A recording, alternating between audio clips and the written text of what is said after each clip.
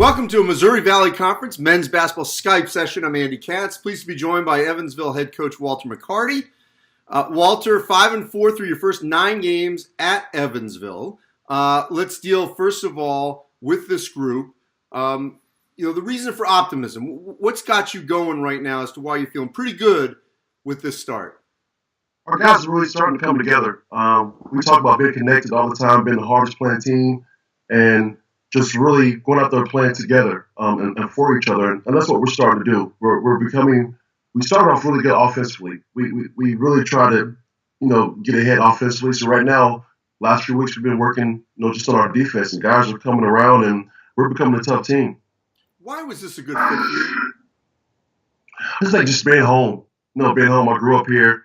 I know everything about the city, the supporters, the resources. And as a kid, going to Aces games and watching them pack Robert Stadium out, 12,000 people a night. So I just knew that the makeup of this university, there was a lot of potential. And it's a great conference. The Missouri Valley Conference is tough. There's a lot of great coaches, a lot of great teams. And, it's the state of Indiana. This is a basketball state.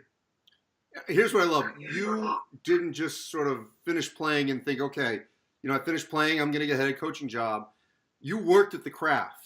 And we're seeing that more and more with former players, that they're not expecting to be handed something, because there's definitely some examples where that didn't work. What did you learn in the Celtics organization that you're now taking with you to being in a position where you're ready for this job? About just creating culture. Trying to create a culture that's fun, but that where guys do things the right way, but also being a part of the community. The Celtics, they do a great job of being a part of the community in the Boston area, and it's really important. And the same here with Evansville. We belong to this community just as much as the community belongs to us, and that's where all our support comes from. So the culture and being a part of the community are two huge reasons. So to my point, when your playing career ended, how ready were you to be a head coach?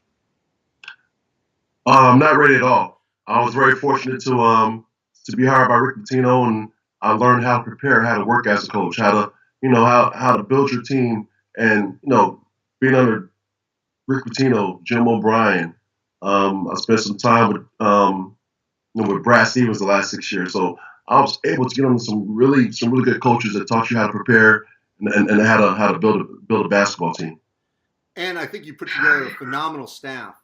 With Todd Licklider and Matt Graves, obviously part of that Butler family tree. What were you looking for in building the staff?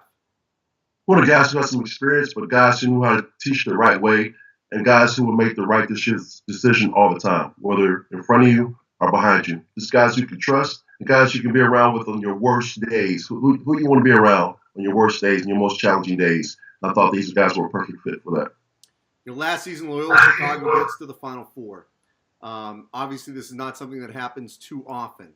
What, though, can you extract from that in your recruiting, in coaching this group, that, we're in a new era where anything is possible?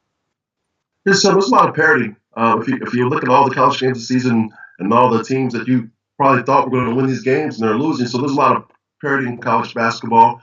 We have a great conference in the Missouri Valley Conference. It's very competitive.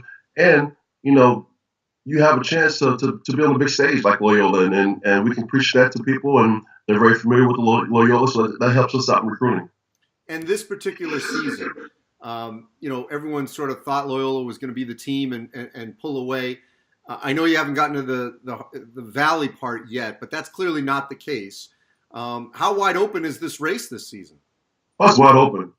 There are a lot of really good teams in the Missouri Valley, and these players are hungry. Watching Loyola do what they did last year has really energized the conference, and the rest of the teams and the players say, hey, that can be us. And we have to go out there and try to take it. So it's really energized the whole conference.